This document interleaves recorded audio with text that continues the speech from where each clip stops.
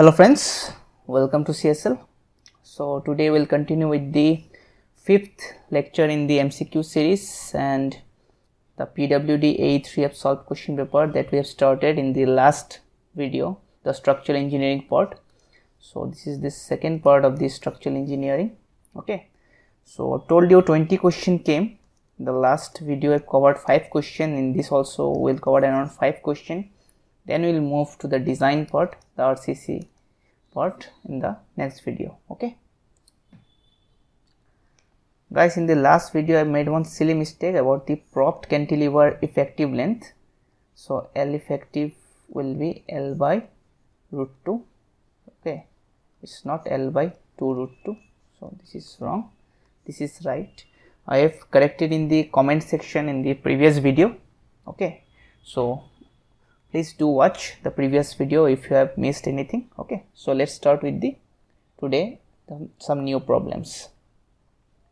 Okay, so the problem is the number of unknown internal forces in each member of a rigid jointed plane frame. Okay, this one from structure analysis. Okay, this all 5 questions that we'll cover today is from structure analysis. Previously I have covered from strength of materials, but this one all are from structure analysis. Okay, so number of unknown internal forces in each member of a rigid jointed plane frame is. Okay, now first of all you should know that there are 2 types. One is plane frame, one is space frame.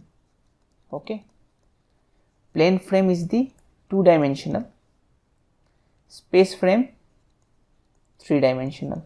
Okay, again there are 2 types of joint. One is pin joint or hinge, you can say, or another one is the rigid or fixed. Pin joint is the truss. In truss it's used pin jointed. Rigid it's the, you can say, portal frame. Okay, so in 2-dimensional and 3-dimensional, what happens in pin jointed, in hinge, what are the type of forces? There are only 2 types of forces in pin jointed, the horizontal and the vertical. Okay, so number of forces 2, but in space frame how many axes are there? 3, x, y, z. So there will be 3 forces. Okay, so here 3 forces is there. But in rigid, that means fixed one, how many forces are there? 3. One is horizontal, vertical, and a moment will generate. Okay, x, y. So there are 3. And in space how many are there? There will be 6. How? Okay, these 3 vertical forces. Okay, then this xy, this xz moment, and this yz moment. Okay, so there are 6 forces in the rigid portal frame. Okay, so this one you should remember. This is important for the problem because you will not understand in the problem. It may be given rigid jointed space frame, plane frame, so you should know what to do in the frame. So our question is rigid jointed plane frame. So rigid, and this is the plane frame. So there are 3 forces. So 3 will be the correct answer. Okay, now what's given? This next question, a portal frame fixed at the base is indeterminate by. Okay, so indeterminate, we know it can be static or kinematic. Okay, so if yours is nothing is given in the question but static, kinematic, please go for static. Okay, that means how it's restrained. So indeterminacy is a little bit more you should learn. So I will just say about the question about the solution for this problem, but if you want to make a video on indeterminacy, how to solve any type of problem, so I can make the video. Okay, do let us know in the comment section. Okay, now so portal frame fixed based in the indeterminate, so we will find the static indeterminacy. Okay, so for a portal frame, this is a portal frame. Okay, this is the portal frame fixed at the base, the indeterminacy. So static indeterminacy, there is a one shortcut formula, because you don't have time in the examination, competitive examination, to analyze. So there is one shortcut formula, 3c minus r dash. Okay, so understand what are these terms. C is number of cards required to make it a open tree structures. Okay, this is something new. Okay, if you have not done this is something new. This is one technique how to find the static indeterminacy of any structure, okay, within seconds. This is one trick. So static indeterminacy is given by 3c minus r dash. C is the number of cards required to make it a open tree structure. Now what does that mean? For example, this is our, okay,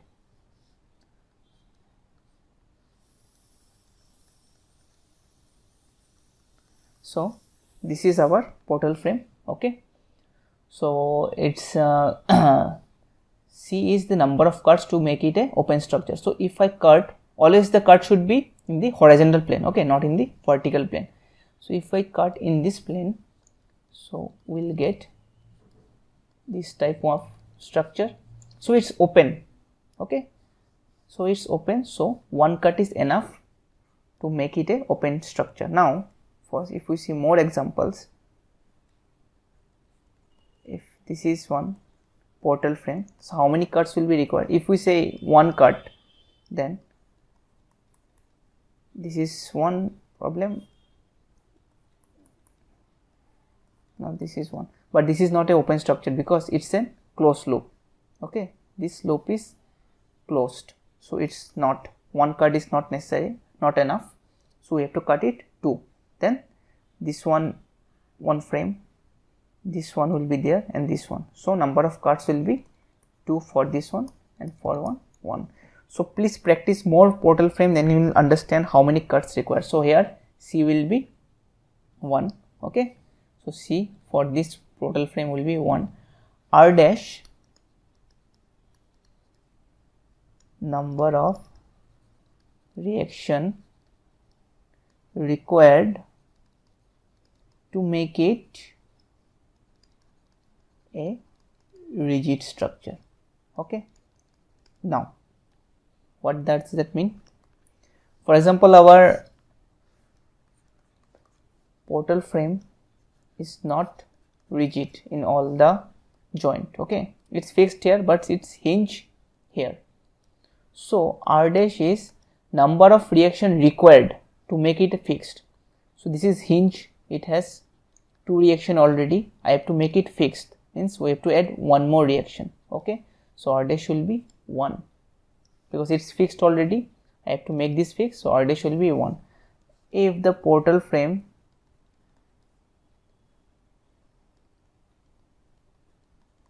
has the hinge and the roller one, so how many R dash will be required? For this, it's hinge, so I have to add extra one, okay, for the moment, and here only vertical is there, so we have to add extra 2 forces to make it a fix. So R dash will be 1 plus 2 equal to 3. Okay, so this is how R dash is calculated. Okay, so here R dash will be how many? Because here fix, it's also fixed, we don't have to add extra reaction, so R dash will be 0. So what will be our final? So our static indeterminacy d si equal to 3 into 1 minus 0, 3c minus R dash, so it's 3. Okay, so what will be the answer? It's 3. Okay, so for portal frame, for beam, for truss, for kinematic indeterminacy, all have different approach, but it's very simple. If you know, you can solve any type of structure. So if you want me to make a video on indeterminacy, please let us know.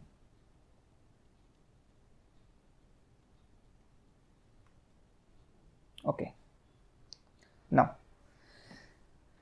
the question is given that Next question, the ratio of maximum deflection of a simply supported beam with a central load W and a cantilever of same length with a load W at the free end. Okay, so for deflection, okay, you don't have the time in the examination to analyze each and every structure. Okay, so there are 5 types of loading and structure, and I will recommend that you should know these 5 you should know. Okay, so it's a cantilever, moment at the free end, slope is ml by ai, deflection is ml square by 2ai. I know it's a little tough, but this table you should remember. Okay, if you remember, it's good for you. Otherwise you have to analyze it, you have to analyze and you have to calculate it. Okay, cantilever, at least you should know the deflection. Okay, at least you should know the deflection. Slope is also important if it's given in the question, so I will recommend you that slope and deflection of these structures you should remember. Okay, ml by ei, ml square by 2ei. Okay, for a load, here will be wl square by 2ei, it will be wl cube by 3ei. For an UDL, wl cube by 6ei, wl to the power 4 by 8ei. Okay, so these are all these 3, and for the simply supported, this you should remember. This is a simply supported beam and the central loading P. It's given as wl square by 16ei for slope, wl cube by 48ei for deflection. Similarly for UDL, it's wl cube by 24ei and 5 by 384 by wl to the power 4. Okay, so this 5 at least you should know, otherwise it will be little difficult for you to analyze all the problems in the examination. So this 5 you should know least. Okay, so let us go to the question. So it's given the ratio of maximum deflection of a simply supported beam with central load. Okay, so this is a central load W, it's L. So it's given by the deflection is, we know, wl cube by 48 ei. Again, and a cantilever of same length with a load W. So if it's cantilever of same length W, it's given by wl cube by 3ei. So find the ratio. So if you find the ratio y1 and y2, everything will get cancelled and finally you will get 1 by 16 if you do. Okay, so this will be the answer. Okay, so if you, I can show you how to analyze it. Okay, but it will be a other different topic, so I will make a video on how to analyze the deflection of any type of beam. Okay, so let me know if you want me to derive it, and please remember these 5 you should know. Okay, okay, so this is one important question and it came in various examination also. Okay, the maximum deflection of a fixed beam. Okay, it's given fixed beam of length L, fracture rigidity ei and a constant error W at the midspan. So it's given that it's the beam is fixed and it's given W. Okay, so for a trick, if you want to remember that for fixed and point load at center, how to calculate? It will be the deflection will be 1 by 4 of simply supported. Okay, 1 by 4 of simply supported deflection means if the beam is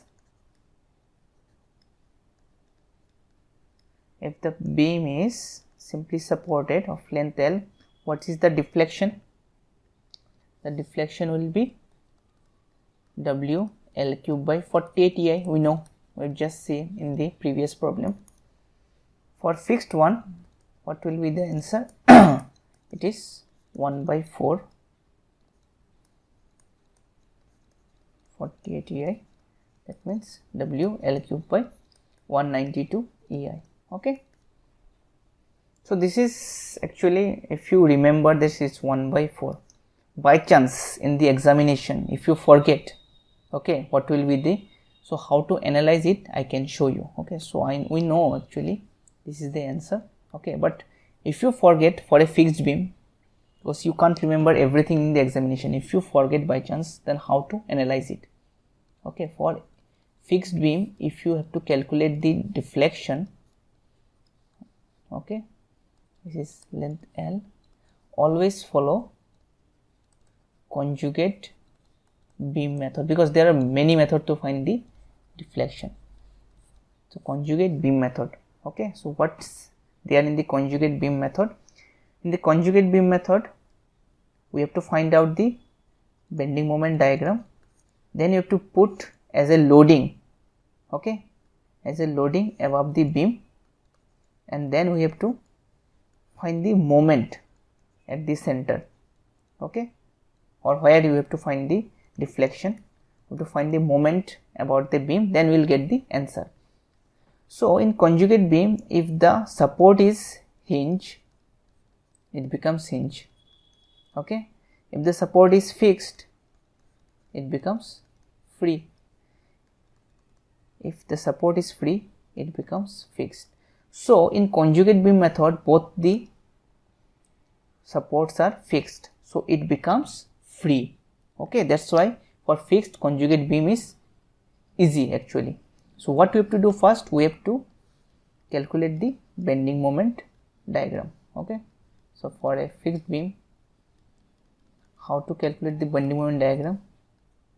You should know that, at least you should know these things. Okay, W is there and moment will generate. This moment will be WL by 8, WL by 8, and centrally the bending moment will be WL by 4. So if you separate this, you will get something like this, WL by 8, WL by 8, again here is simply supported, okay, W. So if you find the bending moment for this, okay, so if you find the bending moment for this, so first one will be WL by 8, this is the bending moment, and for the simply supported part, it will be WL by 4, okay, for the positive part. Okay, so this is, you should know actually, otherwise it will becomes very difficult to analyze everything. Okay, so for a fixed beam, the end support will be WL by 8 if it's UDL. Okay, so end support will be WL square by 12. Okay, this all shortcut you should know. Okay, WL square by 12.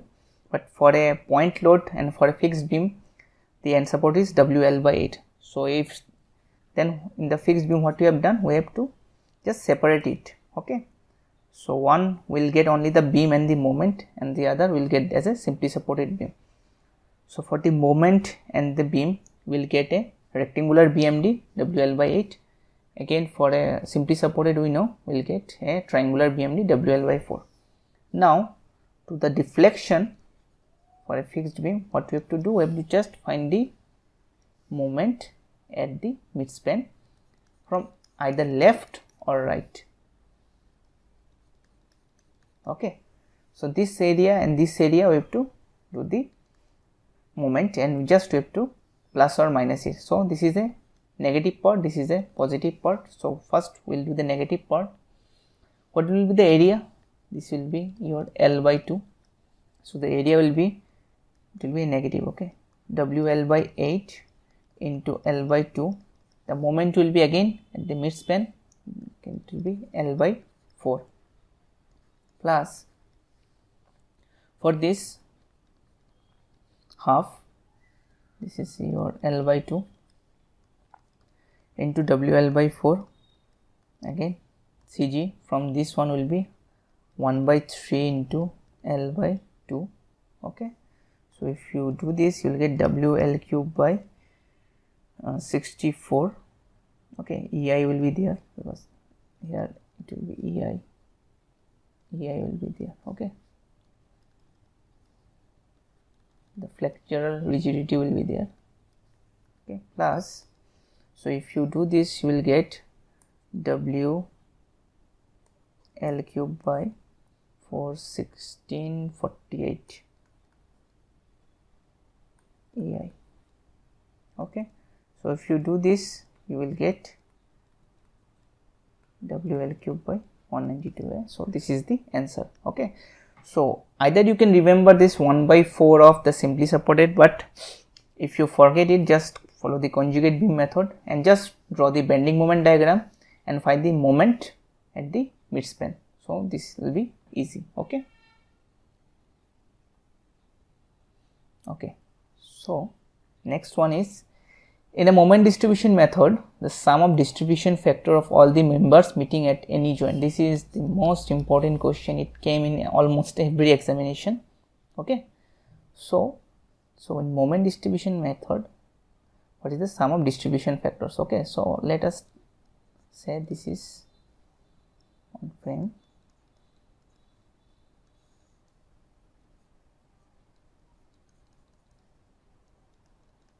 So let us say this one, just for your understanding, okay, is fixed and hinged. Okay, and a moment is generated. So this moment will have to distribute in each member. Okay, this moment will get distributed in this one, in this one, in this one, in this one. So how it will get distributed? Okay, so distribution factor is given by stiffness of the member divided by total stiffness. This is the distribution factor of one member, okay, for a joint. So let us say this is A, B, C, D, and this is E. So if the end one is a, if the end support is a, or the away support is a fixed one, then stiffness is given by 4 EI by L, and if it's hinge one, then it's given by 3 EI by L. That's you have to remember. Okay, so if you find for